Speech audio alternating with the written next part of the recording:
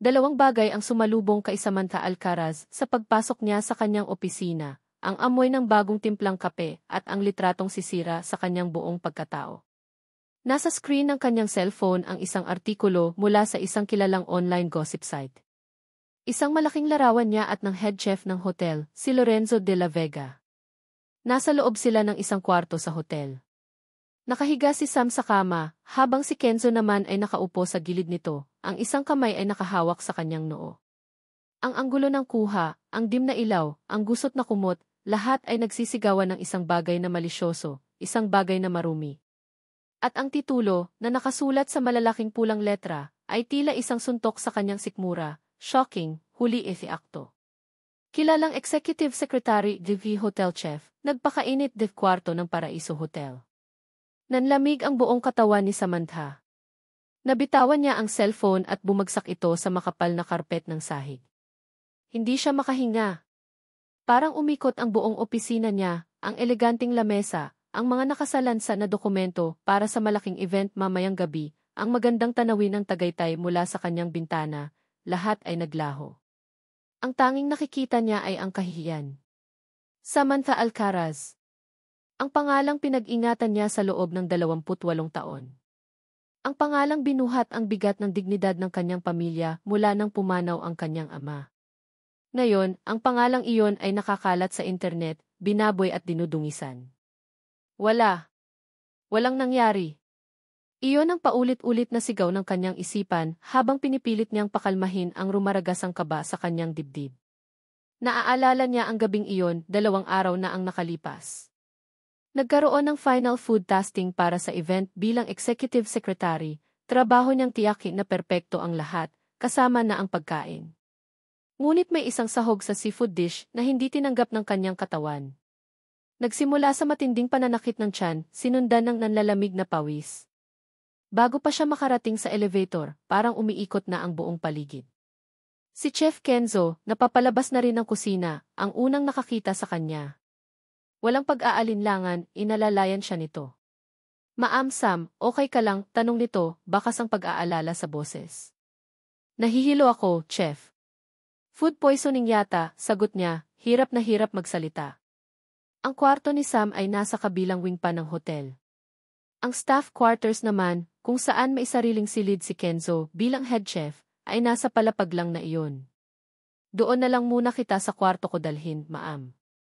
Mas malapit. Tatawag ako ng medic, sabi nito sa kanya. Wala na siyang lakas para tumanggi. Iyon lang ang nangyari. Inihiga siya ni Kenzo sa kama, kumuha ng baso ng tubig, at tinawagan ang in-house na nurse ng hotel. Ang kamay nito sa kanyang noo ay para tingnan kung nilalagnat siya. Iyon lang. Isang pag-aalala mula sa isang kasamahan sa trabaho. Isang kilos na propesyonal at disente. Sino ang kumuha ng litrato? Sino ang may ganitong klaseng kasamaan sa katawan para bigyan ng kulay ang isang sitwasyong walang mali siya? Bago pa niya masagot ang mga tanong na iyon, nagring ang kanyang telepono. Nanginginig ang kamay na dinampot niya ito. Sa screen, nakita niya ang pangalan ng kanyang ina, Doña Esmeralda Alcaraz. Huminga siya ng malalim bago sumagot. Hello, ma? Anong kahihiyan, Samantha? Ang sigaw mula sa kabilang linya ay sapat na para masira ang kanyang eardrums. Nakita mo na ba? Ang pangalan ng mga Alcaraz. Ang apelyido ng iyong ama. Itinapon mo sa putik.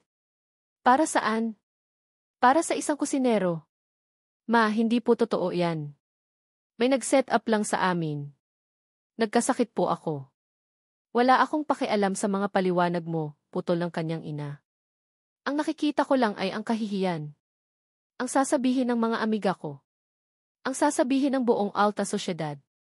Ayusin mo ito, Samantha. Ayusin mo ito ngayon din, kung hindi, huwag ka nang magpapakita sa akin kailanman. Click. Binabaan siya ng telepono. Napayuko si Sam at naramdaman niya ang unti-unting pag-init ng kanyang mga mata. Isang butil ng luha ang pumatak sa kanyang kamay. Ang takot na nararamdaman niya kanina ay napalitan ng isang malamig na bigat. Hindi lang ang trabaho niya ang nakataya dito, kundi ang relasyon niya sa kanyang ina, ang tanging pamilya na natitira sa kanya.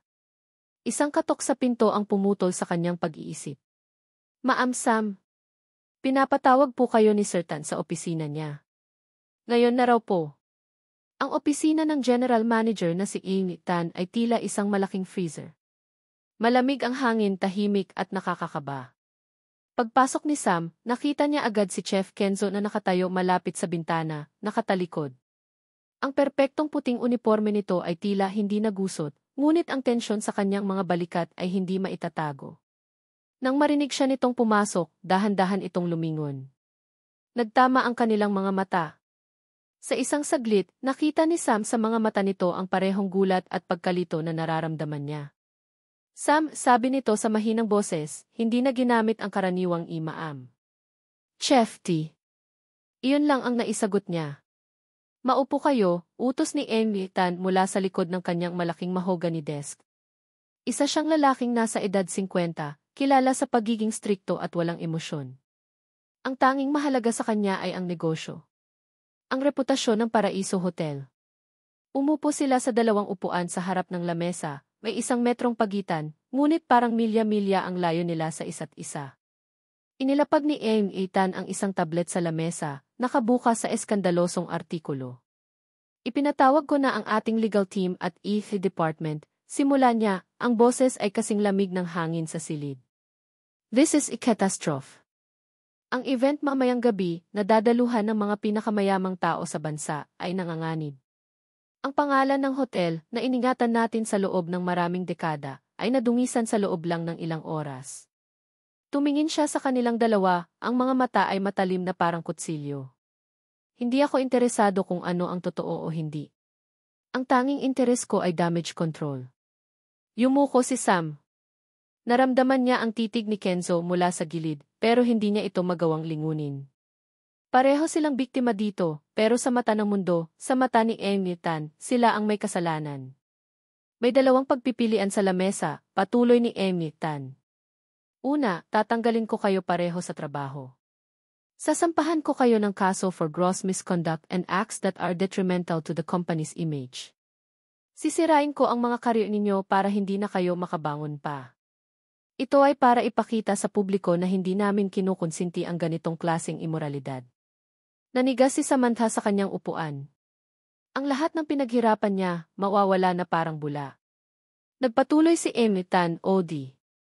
Huminto siya, tila ninanamnam ang bigat ng kanyang susunod na sasabihin.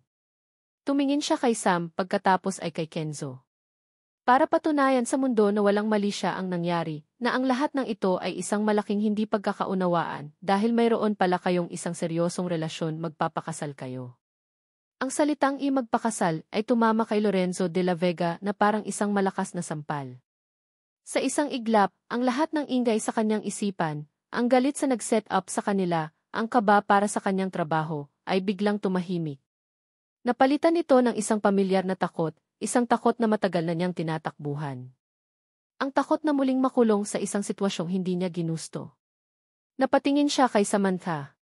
Nakita niya ang pamumutla sa mukha nito, ang bahagyang panginginig ng mga labi. Nakita niya ang isang babaeng matapang na unti-unting dinudurog ng sitwasyon. At sa sandaling iyon, isang kakaibang damdamin ang pumalit sa kanyang takot, pananagutan. Siya ang head chef. Siya ang nag-alala.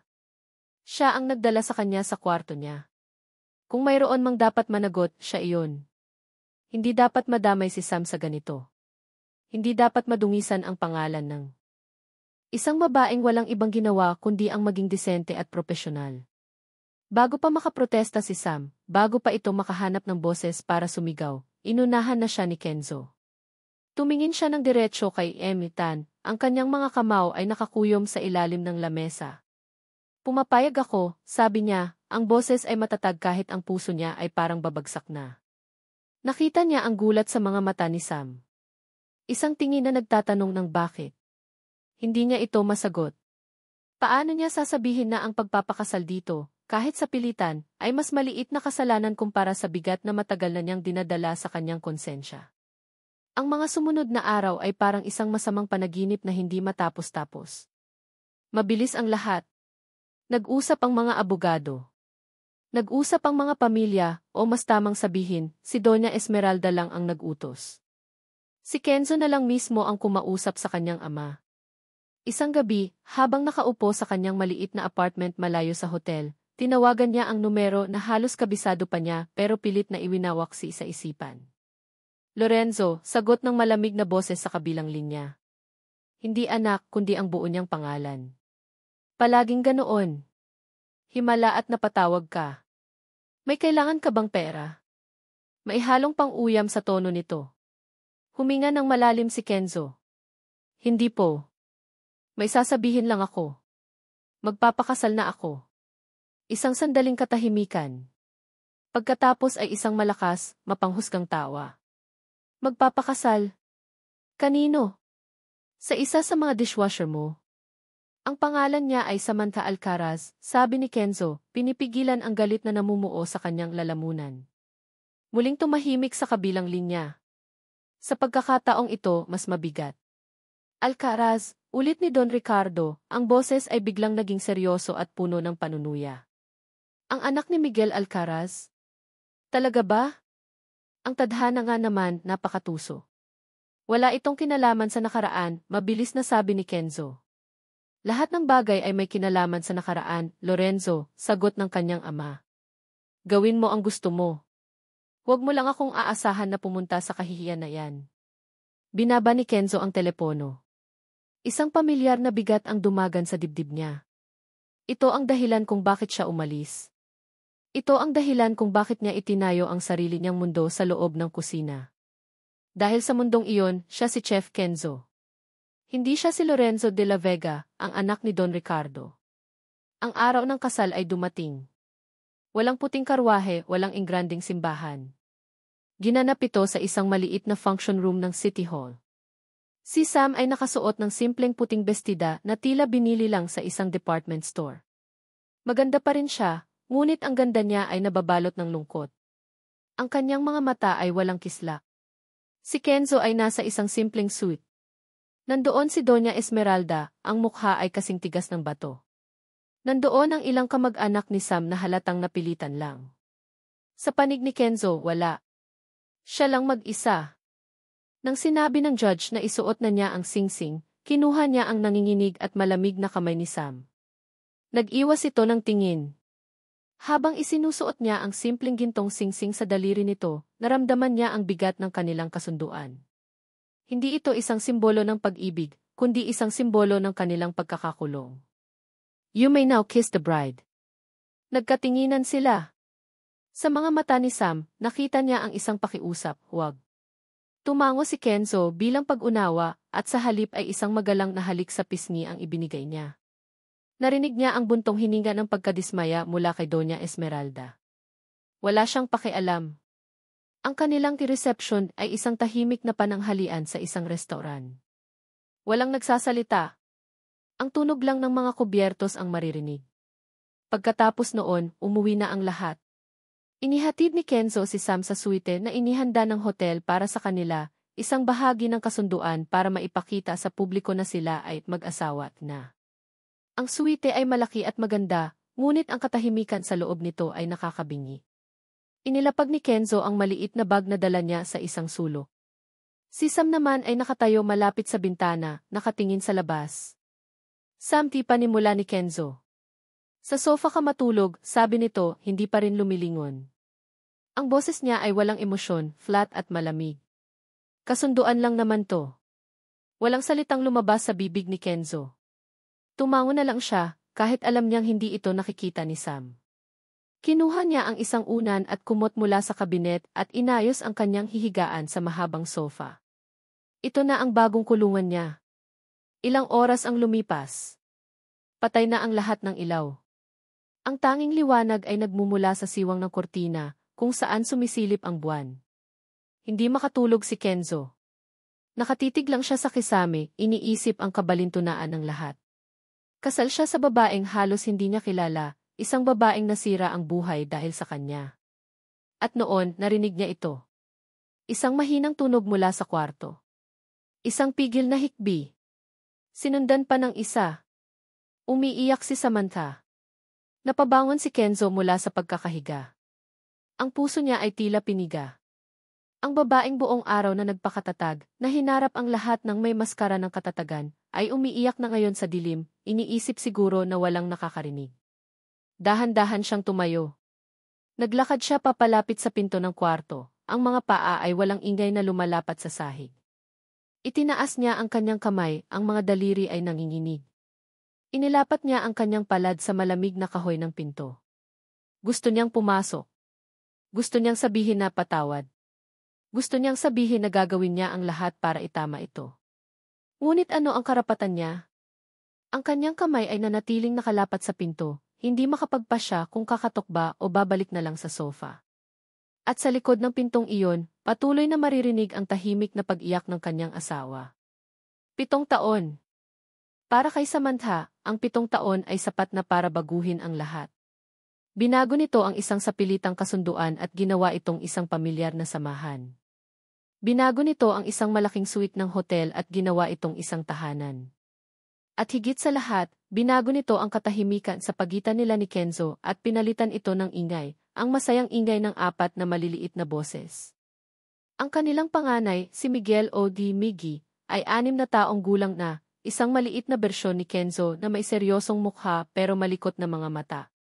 Sumunod ang kambal na babae na sina Sofia at Isabella, 5 taong gulang, na parehong nakuha ang kanyang ngiti at ang pagiging palatanong.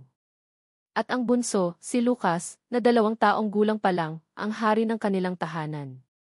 4 na bituin na hindi nila inaasahan, ngunit unti-unting naging sentro ng kanilang maliit na universo. Mama, si Miggy kinuha yung crayon ko, sigaw ni Sofia mula sa sala. Hindi ah. Ikaw kaya kumuha ng robot ko, ganting sigaw ni Miggy. Napabuntong hininga si Sam habang naghahanda ng kanilang mga baunan sa kusina. Isang tipikal na umaga sa bahay ng mga De La Vega. Isang umaga na puno ng kaguluhan, pero isang kaguluhan na natutunan na niyang mahalin. Hayaan mo na si Kuya, Sofia. Eto, gamitin mo muna yung kay Mama, sabi niya, inaabot ang isang pulang krayola. Biglang may 2 malalakas na braso ang yumakap mula sa kanyang likuran, at isang pamilyar na amoy ng kape at pampalasa ang bumalot sa kanya. Good morning, bulong ni Kenzo sa kanyang tainga. Ang init ng hininga nito ay nagdulot ng isang pamilyar na kiliti sa kanyang batok. Good morning, sagot niya, bahagyang napangiti. Ang aga ng gising ng mga alaga mo. Mga alaga natin, pagtatama nito, sabay halik sa kanyang pisngi. Ito na sila ngayon. Mula sa pagtulog sa magkahiwalay na kama at sofa, ngayon ay nagsasalo na sila sa iisang kwarto. Ang awkward na katahimikan ay napalitan ng mga pag-uusap tungkol sa mga bata, sa trabaho, sa mga bayarin. Ang kasunduan ay naging isang partnership. At ang partnership, aminin man niya o hindi, ay unti-unti nang nagiging isang bagay na mas malalim. Isang bagay na mainit at komportable. Isang bagay na nakakatakot aminin na baka pagmamahal na nga. Isang gabi, habang mahimbing nang natutulog ang mga bata, ginising si Sam ng isang mahinang ubo mula sa katabing kwarto. Si Lucas. Agad siyang bumangon. Pagdating niya sa kwarto ng mga bata, nakita niyang nakaupo na si Kenzo sa tabi ng kuna ni Lucas, ang likod ng palad ay nakadampi sa noo ng bata. Mataas ang lagnat niya, sabi ni Kenzo, ang boses ay puno ng pag-aalala. Walang salitang nag-utos. Automatiko na ang kanilang mga kilos. Si Sam ang kumuha ng thermometer at gamot. Si Kenzo ang kumuha ng maligamam na tubig at bimpo. Magkasama nilang pinunasan ang maliit na katawan ni Lucas, magkasama nilang pinainom ng gamot. Magkasama silang nagbantay. Sa kalagitnaan ng gabi, habang nakaupo sila sa sahig at nakasandal sa pader, arehong pagod at puyat, hindi sinasadyang nagdikit ang kanilang mga kamay. Isang mainit na kuryente ang gumapang sa braso ni Sam. Hindi niya binawi ang kanyang kamay. Hindi rin binawi ni Kenzo ang sa kanya. Nanatili lang silang ganoon, magkahawak kamay sa dilim, habang binabantayan ang kanilang anak. Sa sandaling iyon, hindi sila ang executive secretary at ang head chef. Hindi sila ang 2 taong pinag-isa ng eskandalo. Sila ay simpleng ina at ama. Sila ay pamilya. Ngunit may mga pagkakataon pa rin na bumabalik ang anino ng kanilang nakaraan.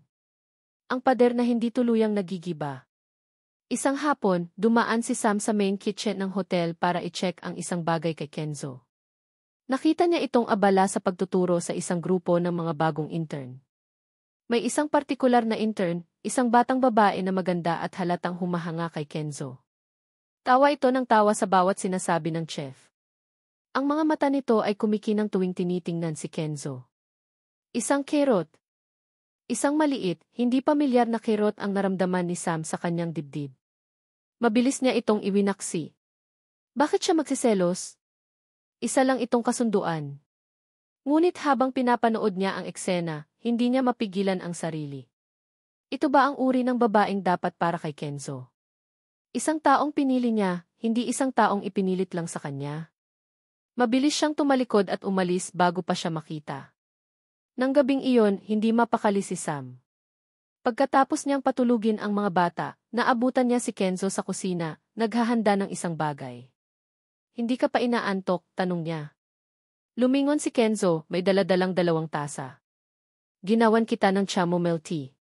Para masarap ang tulog mo, sabi nito, may ngiti sa mga labi. At may dala rin akong paborito mo. Inilapag nito sa mesa ang isang maliit na plato ng cheesecake. Naupo sila sa tapat ng isa't isa, sa katahimikan ng kanilang tahanan. Naalala ko noong una, basag ni Sam sa katahimikan. Sabi ko, sa sofa ka matutulog. Napangiti si Kenzo. At sa loob ng 1 taon, naging best friend ko ang sofa na yon. Nagtawanan sila. Isang tawa na totoo at walang pagkukunwari. May mga pangarap ka ba na hindi mo natupad dahil sa nangyari? Biglang tanong ni Sam, ang boses ay maseryoso na. Tumingin si Kenzo sa kanya. Matagal bago ito sumagot. Ang tanging pangarap ko lang noon ay maging pinakamagaling na chef. Ang magkaroon ng sarili kong restaurant. Ang makatakas ni. Bigla itong huminto. Makatakas saan? Umiling si Kenzo at ngumiti ng malungkot. Sa mga multo ng nakaraan. Hindi na ito nagpaliwanag pa. At tulad ng dati, hindi na rin nagtanong si Sam. Iyon ang hindi nakasulat na patakaran sa kanilang pagsasama. May mga pinto na nananatiling sarado. Nang sumunod na araw sa opisina, abala si Sam sa pag-aayos ng mga papeles nang may kumatok na isang bellboy. May dala itong isang napakalaking baukwet ng mga pulang rosas. Para po sa inyo, Ma'am Sam. Nagtaka siya. Hindi mahilig magpadala ng bulaklak si Kenzo. Ang mga regalo nito ay laging pagkain. Kinuha niya ang baukwet at nakita ang isang maliit na puting card na nakasuksok sa mga bulaklak. Nanginginig ang kamay na binuksan niya ito. Nakasulat sa eleganteng calligraphy ang mga salitang nagpakilabot sa kanya. Welcome back to In My Life, my dear daughter-in-law. Nagmamahal. S.A.A. S.A.A. Sino si C.E.E.? Wala siyang kilalang may ganoong inisyal.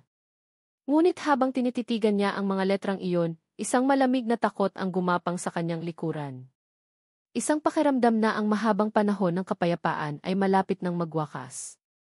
Ang mga letrang K.E.C.E. ay tila isang laso na dahan-dahang kumakalat sa isipan ni Kenzo. Nang ipakita sa kanya ni Sam ang card, agad niyang naramdaman ang pagdaloy ng malamig na pawis sa kanyang likod.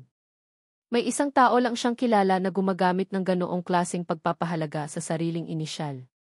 Isang tao na matagal na niyang ibinaon sa limot. Ricardo de la Vega. Ang kanyang ama. Hindi ko alam. Baka nagkamali lang ng padala, pagsisinungaling niya kay Sam, pilit na pinapakita ang isang kalmadong mukha. Ngunit sa loob-loob niya, isang bagyo ang nagsisimulang mamuo. Bakit ngayon? Pagkatapos ng 7 taon ng pananahimik, bakit ngayon pa? Ang sagot ay dumating kinabukasan. Nasa gitna si Kenzo ng paghahanda para sa pananghalian, ang buong kusina ay abala at maingay. Ang tunog ng mga kutsilyo, ang paggisa sa mga kawali, ang mga utos na ibinibigay niya, ito ang kanyang santuwaryo. Dito, siya ang hari. Ngunit biglang tumahimik ang lahat. Ang mga assistant cook ay natigilan. Ang mga waiter na pumapasok ay napahinto. Tila may isang malamig na hangin na pumasok sa mainit na kusina.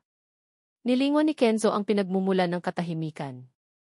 At doon, nakatayo sa may pintuan ng kusina, ang isang lalaking matangkad, nakasuot ng mamahaling Amerikana, ang buhok ay may mga uban na ngunit mas nagpadagdag lang sa kanyang otoridad. Nakangiti ito, ngunit ang ngiti ay hindi umabot sa kanyang malamig at mapanuring mga mata. Si Don Ricardo de la Vega. Lorenzo, anak, sabi nito, ang boses ay sapat na lakas para marinig ng lahat. Hindi mo man lang bababatiin ang iyong ama? Nanigas si Kenzo sa kanyang kinatatayuan. Para siyang binuhusan ng nagielong tubig. Anong ginagawa niyo dito? Tanong niya, ang boses ay mahina at puno ng pagbabanta. Narinig ko na mayroon na pala akong 4 na apo. Hindi mo man lang ba ipapakilala sa kanilang lolo? Sabi ni Don Ricardo, hindi pinapansin ang tanong ni Kenzo.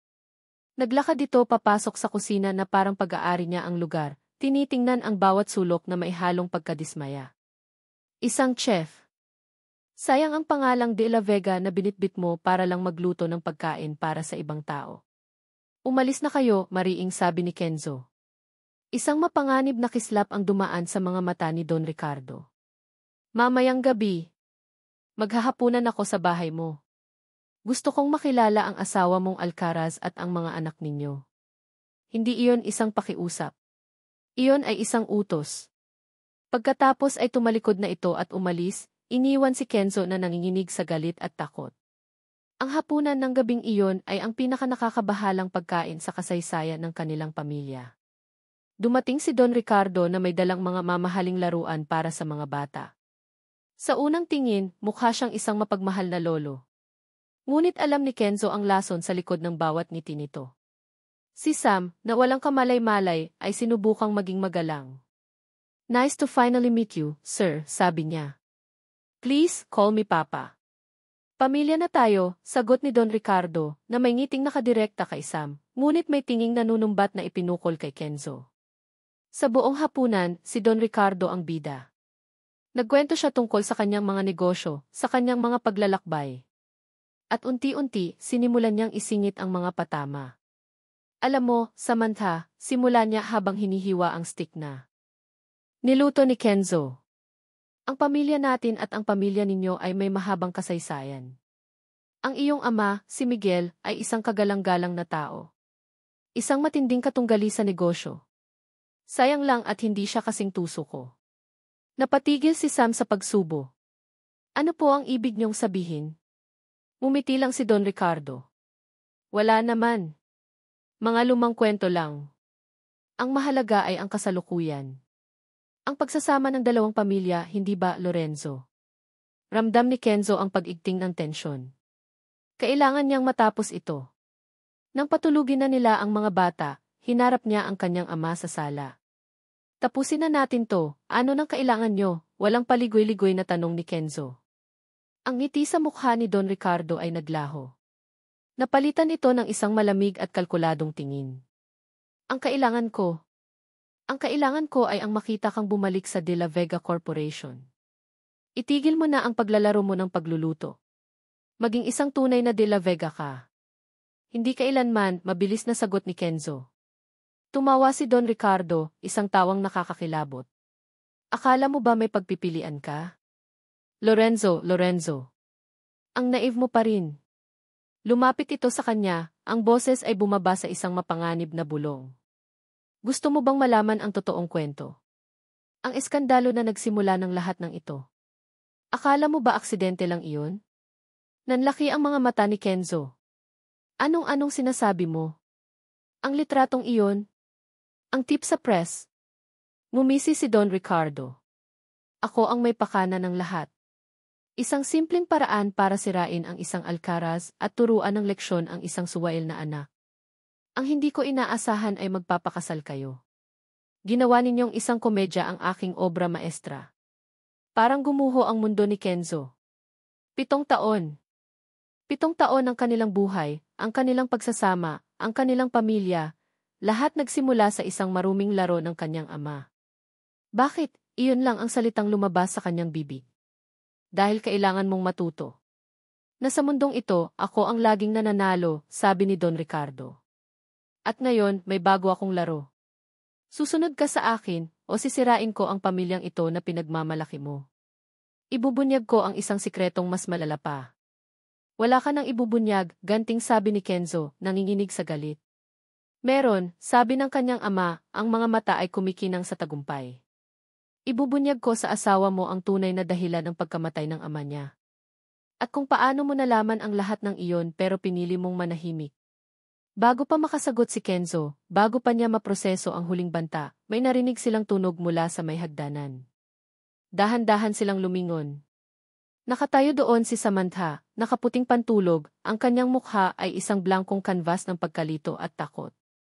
Nahulog ang hawak niyang baso ng tubig sa sahig at nabasag, ang tunog ay sumira sa nakakabinging katahimikan. Anong sikreto? Tanong ni Sam, ang tingin ay nagpapalipat-lipat mula kay Don Ricardo papunta sa kanyang asawa. Anong sikreto tungkol sa pagkamatay ni Papa, Kenzo? Ang tanong ni Samantha ay tila isang bombang sumabog sa gitna ng kanilang sala. Ang mga basag na piraso ng salamin sa sahig ay parang refleksyon ng biglaang pagbasag ng kanyang mundo. Ang katahimikan na sumunod ay mas nakakabingi kaysa sa sigawan. Nakatingin siya kay Kenzo. Sa kanyang asawa. Sa ama ng kanyang mga anak. Naghihintay. Umaasa. Nagmamakaawa sa kanyang mga mata para sa isang sagot na magpapabulaan sa lahat. Para sabihin na laro lang ito, na panaginip lang ito. Kenzo, ulit niya, ang boses ay nagsisimula ng manginig. Pero si Kenzo ay parang isang estatwa. Nakatitig sa kanya, ang mukha ay puno ng sakit at pagsisisi. Ang kanyang pananahimik ang pinakamasakit na kumpirmasyon. Isang dahan-dahan, kontentong palakpak ang bumasag sa tensyon. Galing ito kay Don Ricardo. Bravo, sabi nito may ngisi sa mga labi. Mukhang hindi na natin kailangang patagalin pa ang palabas. Humarap si Don Ricardo kay Samantha, ang pagiging kunwaring mabait na lolo ay ganap ng naglaho. Ang nakikita na lang niya ngayon ay isang ahas. Gusto mong malaman ang sikreto, Hija? Sige, ibibigay ko sayo. Ang iyong ama, si Miguel Alcaraz, ay hindi namatay sa simpleng atake sa puso. Namatay siya dahil sa kahihiyan at pagkalugi. At sino ang dahilan ng kanyang pagkalugi? Huminto ito, tila ninanamnam ang bawat sandali. Itinuro nito ang kanyang sarili. Ako. Ako ang dahan-dahang sumira sa kanyang kumpanya. Ako ang kumuha sa lahat ng pinaghirapan niya, hanggang sa wala nang natira sa kanya. Parang hangin na sinuntok si Sam. Napahawak siya sa pader para suportahan ang sarili. Ang mga salita ay tumago sa kanya, malamig at matalim. Ang kanyang ama ang mabait at mapagmahal niyang ama. Hindi. Bulong niya. Sinungaling ka. Magtanong ka sa nanay mo kung nagsisinungaling ako, patuloy ni Don Ricardo, walang awa.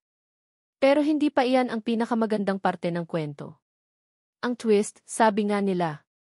Ang tingin ni Don Ricardo ay bumaling kay Kenzo, na nakayuko na ngayon, hindi makatingin ng diretso kay Sam. Ang pinakamagandang parte ay ito, ang mabait at tahimik kong anak, may diin sa bawat salita, alam niya. Narinig niya ang mga plano ko noon. Alam niya na malapit nang bumagsak ang mundo ng pamilya mo.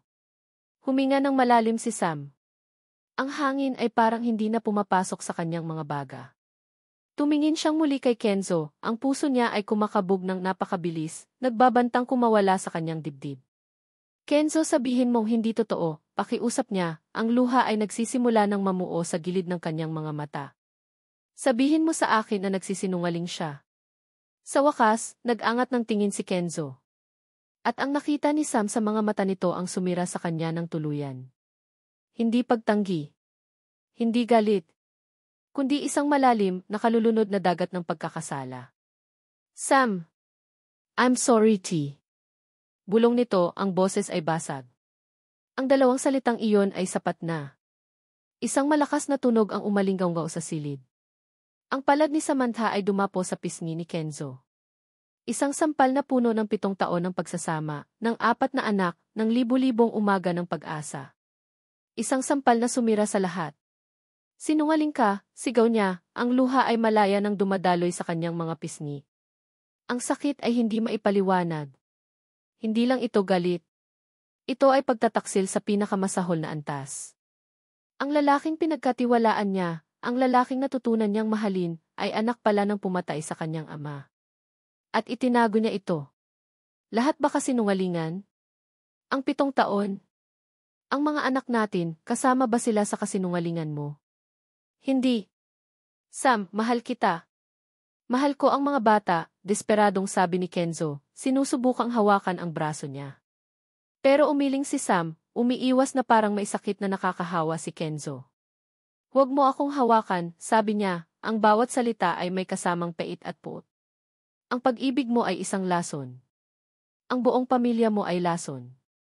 Tumingin siya kay Don Ricardo, na nanonood lang, kontento sa gulo na kanyang nilikha.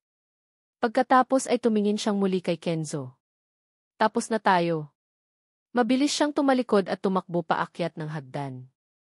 Ang mga hikbi niya ay hindi na niya mapigilan. Pumasok siya sa kwarto ng mga bata. Mahimbing silang natutulog, mga anghel na walang kamalay-malay sa bagyong sumisira sa kanilang tahanan. Ginigising niya sila isa-isa, ang puso niya ay parang pinipiga sa bawat paggising. Mama, saan tayo pupunta? Tanong ng inaantok na si Miggy. Basta, anak. Magbibihis lang tayo, sabi niya, pilit na pinapakalma ang sariling boses. Mabilis niyang sinuotan ng damit ang mga bata. Kinuha niya ang kanyang bag, walang ibang dinala kundi ang sarili at ang kanyang mga anak. Binuhat niya si Lucas. Hinawakan niya ang kamay nina Sofia at Isabella. Si Miggy ay sumunod sa kanya. Pagbaba nila, nakita nila si Kenzo na nakatayo sa paanan ng hagdan, parang isang taong nawalan ng kaluluwa. Sam, please huwag mong gawin to, pakiusap nito. Huwag mong ilayo ang mga bata. Wala kang karapatan sa kanila, malamig na sagot ni Sam, hindi tumitingin sa kanya. Tumingin lang siya sa mga anak niya. Mula ngayon, wala na kayong ama.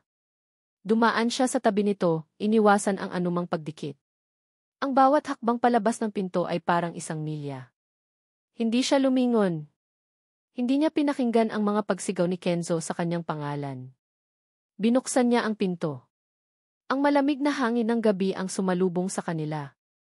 Isinara niya ang pinto sa likuran niya, isinasara ang kabanata ng kanyang buhay kasama si Lorenzo de la Vega. Sa loob ng bahay, napaluhod si Kenzo sa sahig. Ang bahay na dati puno ng tawanan at buhay ay biglang naging isang malaki at tahimik na puntod. Ang tanging naririnig na lang ay ang tunog ng kanyang sariling pag-iyak na humahalo sa malakas na buhos ng ulan sa labas. Nawala na ang lahat. Ang mga unang araw ay isang malaking blanko para kay Lorenzo de la Vega. Ang bahay ay naging napakatahimik. Ang mga laruan ng mga bata ay nakakalat pa rin sa sahig, mga paalala ng buhay na biglang nawala. Ang bango ng shampoo ni Sam ay nananatili pa rin sa kanilang unan. Bawat sulok ng bahay ay sumisigaw ng kanilang pangalan, isang uri ng torture na unti-unting pumapatay sa kanya. Pumapasok siya sa trabaho na parang isang zombie. Ang dating sigla at pagmamahal niya sa pagluluto ay nawala. Chef, okay ka lang? Tanong ng kanyang sauce chef. Isang tango lang ang naisasagot niya. Paano siya magiging okay? Ang apoy sa kanyang kusina ay nananatiling mainit, ngunit ang apoy sa loob ng kanyang puso ay namatay na. Isang gabi, habang nakaupo sa dilim ng kanyang sala, tinititigan ang isang family picture na nakapatong sa mesa, isang kuha noong huling Pasko. Lahat sila ay nakangiti, isang bagay ang nagbago sa loob niya. Ang kalungkutan ay napalitan ng isang maliit na kislap ng galit. Galit hindi kay Sam, kundi sa kanyang ama. At sa sarili niya. Tama si Sam. Isa siyang sinungaling. Pero hindi dahil sa mali siya, kundi dahil sa takot. At sa buong buhay niya, takot ang laging nagdidikta sa kanyang mga desisyon.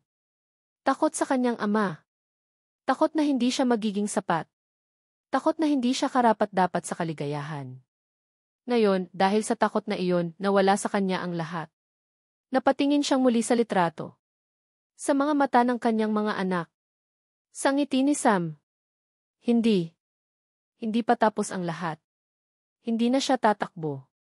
Oras na para lumaban. Kinabukasan, hindi siya pumasok sa trabaho sa unang pagkakataon sa loob ng maraming taon. Nagkulong siya sa maliit na study room ng bahay, isang lugar na dati ay bihira niyang gamitin.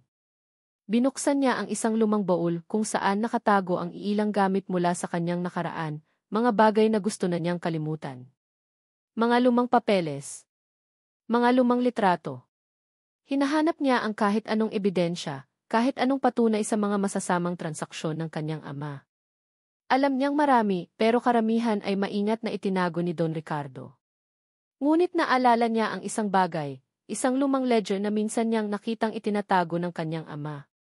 Isang ledger na naglalaman ng mga pangalan at halaga na hindi dapat malaman ng iba. Nagmaneho siya papunta sa lumang bahay ng mga De La Vega, isang mansyon na hindi na niya tinirhan sa loob ng isang dekada. Gamit ang lumang susi na itinago niya, nakapasok siya. Ang bahay ay madilim at amoy luma. Dumiretso siya sa opisina ng kanyang ama. Sa likod ng isang malaking painting, naroon ang isang nakatagong vault. Alam niya ang kombinasyon, ang kaarawan ng kanyang ina, isang babaeng matagal nang pumanaw at tila kinalimutan na rin ni Don Ricardo. Sa loob ng vault, naroon ito. Ang itim na ledger. Habang binubuklat niya ang mga pahina, nakita niya ang mga pangalan ng mga kumpanyang sinira ng kanyang ama. At doon, nakita niya ito, Alcaraz Holdings. Acquisition, forced. Notes, cardiac arrest post-takeover. Isang malamig na katotohanan na nakasulat sa itim na tinta. Ngunit hindi ito sapat. Ang ledger na ito ay madaling itanggi. Kailangan niya ng isang taong magpapatunay. Isang taong nandoon. At isang pangalan lang ang pumasok sa isip niya, Jimres Elena Reyes. Ang tapat na sekretarya ng kanyang ama sa loob ng 30 taon. Nagretiro na ito ilang taon na ang nakalipas, at alam ni Kenzo na may dala itong mabigat na konsensya. Nahanap niya ang address ni A. Reyes sa isang lumang phone book. Isang maliit at simpleng bahay sa probinsya. Naabutan niya itong nagdidilig ng halaman sa hardin. Nang makita siya nito, ang mukha ng matanda ay nagpakita ng gulat at awa. Kenzo, iho, sabi nito, ang boses ay mahina. Nabalitaan ko ang nangyari. Reyes, kailangan ko po ng tulong ninyo, diretsong sabi ni Kenzo. Kailangan kong malaman ni Sam ang buong katotohanan. Hindi lang ang kasamaang ginawa ni Papa, kundi ang lahat. Nag-aalangan ang matanda. Pero, iho, matagal na iyon. Ayoko na ng gulo. Para po sa mga anak ko, pakiusap ni Kenzo, ang boses ay naglalaman ng lahat ng kanyang desperasyon. Gagawin ko po ang lahat para sa kanila. Kahit ang ibig sabihin nito ay kalabanin ang sarili kong ama. Kailangan niya lang malaman na sinubukan ko. Na kahit bata pa ako noon, may ginawa ako. Tinitigan siya ni Enrique Reyes. Nakita nito ang sinseridad at sakit sa kanyang mga mata. Dahan-dahan tumango ang matanda. Gamit ang ledger at ang nalalapit na testimonya ni Enrique Reyes, handa na si Kenzo. Hindi para ipagtanggol ang sarili, kundi para ilabas ang buong katotohanan, gaano man ito kasakit. Tinawagan niya ang kanyang ama. Magkita tayo sa opisina niyo. Ngayon din may kailangan tayong pag-usapan. Ang opisina ni Don Ricardo ay nasa pinakatuktok ng isang nagtataasang gusali sa Makati. Ang tanawin mula sa bintana ay nagpapakita ng kanyang kapangyarihan. Nakaupo siya sa kanyang malaking silya, tila isang hari sa kanyang trono. Akala ko ba tumatakbo ka pa rin, bungad nito, puno ng pang-aasa. Inilapag ni Kenzo ang itim na ledger sa lamesa. Hindi na ako tatakbo. Binuklat ni Don Ricardo ang ledger, at isang bahagyang gulat ang dumaan sa kanyang mukha bago ito napalitan ng isang mapanganib na ngiti. At ano ang gagawin mo dito? Isusumbong mo ako. Huwag mong kalimutan, Lorenzo, kasabwat ka sa pananahimik. Alam ko, sagot ni Kenzo, matatag. At handa akong harapin ang anumang kahihinatnan. Pero hindi ko hahayaan na manalo ka sa ganitong paraan. Hindi ko hahayaan na sirain mo ang pamilya ko gamit ang mga kasinungalingan mo. Tumawa ng malakas si Don Ricardo. Pamilya? Wala ka ng pamilya. Masyado kang mahina, Lorenzo. Ganyan ka noon, ganyan ka pa rin ngayon. Akala mo ba kaya mo akong labanan? Isang kang hamak na kusinero. Mali ka, sabi ni Kenzo, ang boses ay puno ng determinasyon na ngayon lang niya naramdaman sa buong buhay niya. Isa akong ama. At lalaban ako para sa mga anak ko. Talaga, hamon ni Don Ricardo, tumatayo. Nakalimutan mo na yata na sa kwentong ito, kasama ka sa mga kontrabida. Isa ka ring sinungaling. Sa gitna ng kanilang pagtatalo, dahan-dahang bumukas ang pinto ng opisina. Pareho silang napalingon. Nakatayo doon si Samantha. Ang mukha niya ay payat, ang mga mata ay may bakas pa rin ang sakit, pero mayroon ding bagong tigas at determinasyon. Sa kanyang kamay, hawak niya ang isang brown na envelope. Nakatitig siya kay Kenzo. At sa isang iglap, narinig niya ang bawat salitang sinabi nito laban sa sariling ama. Narinig niya ang tapang na hindi niya kailanman nakita dito noon. Narinig niya ang lahat. Ang paglitaw ni Samantha sa pinto ay parang isang kidlat na tumama sa gitna ng silid. Napatigil si Don Ricardo. Napahinto si Kenzo. Sa loob ng ilang segundo, ang tanging maririnig lang ay ang tibok ng tatlong pusong puno ng magkakaibang emosyon. Pumasok si Sam sa loob, ang bawat hakbang ay may bigat at determinasyon. Hindi niya pinansin si Don Ricardo. Ang kanyang mga mata ay nakatuon lamang kay Kenzo. Ang narinig niyang pag-uusap nila, ang pag-amin ni Kenzo sa kanyang pagkakasala, ang tapang nitong harapin ang ama, ay nagdulot ng isang maliit na lamat sa pader ng galit na itinayo niya sa paligid ng kanyang puso. Ngunit hindi pa rin sapat iyon. Nandito ako para ibigay ito sa'yo, sabi niya, ang boses ay malamig at formal. Inilapag niya ang brown na envelope sa lamesa, sa pagitan ng mag-ama. Annulment papers. Pinirmahan ko na. Pirma mo na lang ang kulang. Ang mga salitang iyon ay parang isang punyal na bumaon sa puso ni Kenzo. Kahit inaasahan na niya ito, ang sakit ay sariwa pa rin. Tumango siya, isang mabagal at masakit na pagtango ng pagtanggap. Naiintindihan ko. Isang ngisi ng tagumpay ang sumilay sa mga labi ni Don Ricardo. Ayan. Tapos na ang drama. Maaari ka nang umalis, Samantha. Ngunit hindi gumalaw si Sam. Sa halip, isang boses ang narinig mula sa likuran niya. Hindi pa tapos ang lahat. Mula sa pintuan, pumasok ang isang matandang babae, si Elena Reyes. Ang dati balisang mukha nito ay napalitan ng isang kalmadong determinasyon. Naglakad ito papasok, suportado ng kanyang tungkod. Don Ricardo, bati nito, ang boses ay matatag. Nanlaki ang mga mata ni Don Ricardo. Elena, anong ginagawa mo dito? Nandito ako para itama ang isang pagkakamali na matagal ko nang kinimkim, sabi ni Enrique Reyes. Tumingin siya kay Samantha. Hisa, totoo ang lahat ng sinabi ng iyong biyenan. Siya ang sumira sa kumpanya ng iyong ama. Napapikit si Sam. Ang muling pagkarinig sa katotohanan ay masakit pa rin. Pero, patuloy ni Egres Reyes, may isang bahagi ng kwento na hindi niya sinabi. Tumingin ang matanda kay Kenzo na nakayuko pa rin. Ang batang ito, sabi niya, ang boses ay lumambot. 16 na taong gulang pa lang siya noon. Narinig niya ang plano ng kanyang ama sa telepono. Nakita ko ang takot sa kanyang mga mata. Kinagabihan, nagkulong siya sa library. Nakita ko siya, nanginginig habang hawak ang telepono. Tinawagan niya ang opisina ng iyong ama. Napatingin si Sam kay Kenzo, na ngayon ay dahan-dahang nag-aangat ng tingin. Sinubukan niyang mag-iwan ng mensahe. Isang anonymous na tip. Isang babala. Pero huli na ang lahat. Kinabukasan, nangyari na ang corporate takeover. Sa loob ng maraming taon, dinala niya ang bigat ng pag-aakalang hindi sapat ang kanyang ginawa. Nakasalanan niya pa rin ang lahat dahil hindi niya napigilan. Dinala niya ang bigat na iyon ng mag-isa. Ang bawat salita ni A.F. Reyes ay tila isang patak ng tubig na unti-unting tumutunaw sa yelo sa puso ni Sam. Ang batang si Kenzo. Nanginginig. Natatakot. Sumusubok. Ang Kenzo na asawa niya. Ang tahimik na lalaking laging nag-aalala kapag may sakit ang mga anak nila. Ang chef na ipinagluluto siya ng paborito niyang pagkain kapag malungkot siya. Ang lalaking yumakap sa kanya mula sa likod tuwing umaga. Ngayon, naiintindihan na niya ang lahat. Ang kalungkutan sa mga mata nito. Ang mga pader na itinatayo nito sa paligid ng sarili. Ang mga multo na tinatakbuhan nito.